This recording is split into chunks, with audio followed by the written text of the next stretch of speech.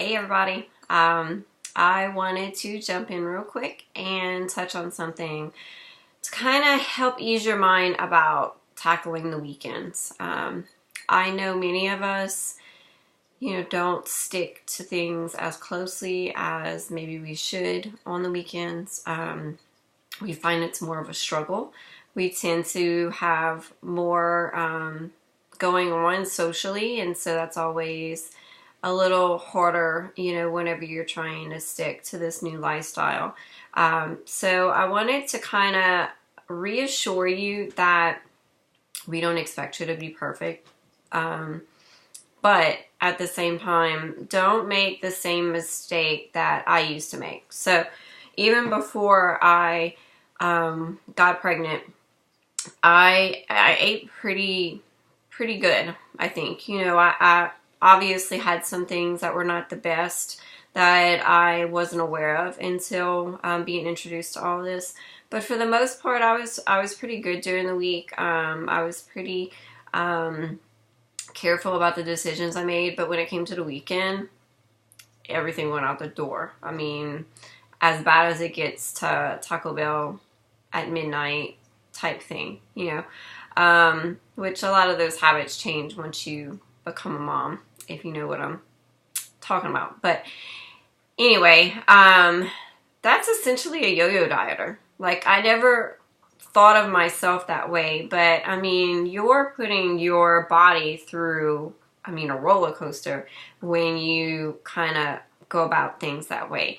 And we instantly think, well, it's better than eating bad all the time, right? So it can't be doing that much damage. But I actually read something not that long ago that was saying that people that eat that way, actually it's worse than eating bad all the time because your gut flora is crazy out of whack. So I just, I want you to be aware of that, because I wasn't aware of that until I started educating myself more in terms of nutrition and the effects it has on our bodies.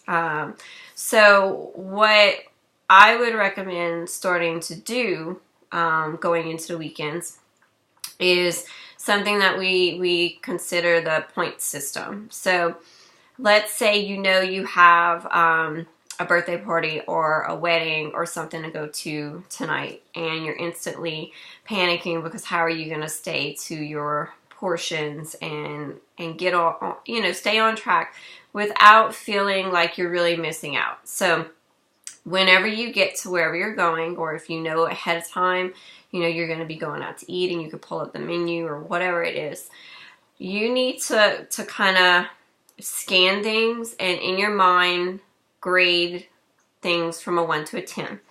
A 10 being something that you honestly can't imagine leaving without having some, or you would feel like you were, really missing out. Like it would ruin your time if you couldn't have a piece of that chocolate birthday cake, whatever it is. So you kind of get a feel for how you would rank things and allow yourself to have, 1 or 2 of those high ranking pieces without guilt. Don't stress about it.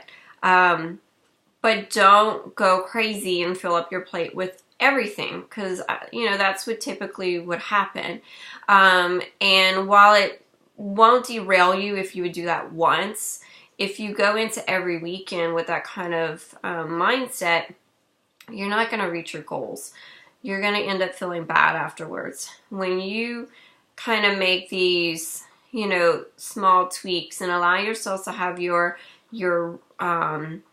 special items in small amounts, you're probably not going to feel horrible, afterwards. You're not going to overstuff yourself. You're going to be able to feel like you enjoy the things you loved. Hopefully take a little more time to actually savor, while eating, instead of just devouring it while talking to family and friends. But you get the big picture. That's honestly how I go into things now. Like if I know I'm going to be somewhere that's going to have X, Y, and Z, I kind of pick and choose those things that I know I'm really going to enjoy, because I know if I fill my plate with all of it, I'm not going to enjoy it. I'm just going to eat it mindlessly, and then I'm going to feel like crap after, and it's just not worth it. Especially the longer you do this, you realize you just don't want to feel that way.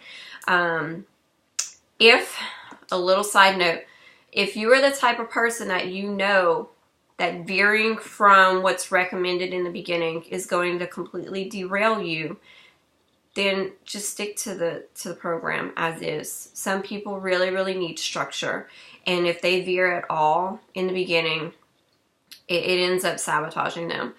But for the most part, most of us have to have some wiggle room, and I think that's totally fine.